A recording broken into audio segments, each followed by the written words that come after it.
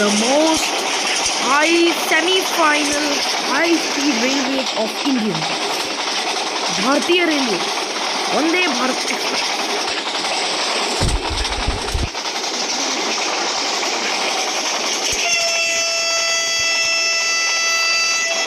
India's most fastest train, Vande Bharath Express, running at a speed of 180 km per hour, crossing Waniambadi Junction, reached a speed of 180 km speed, 181.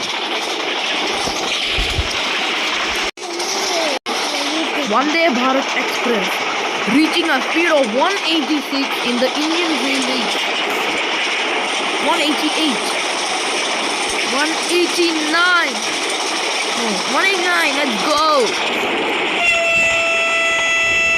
Overtaking a goods express, 190, that is the final speed record of Vande Bharat Express.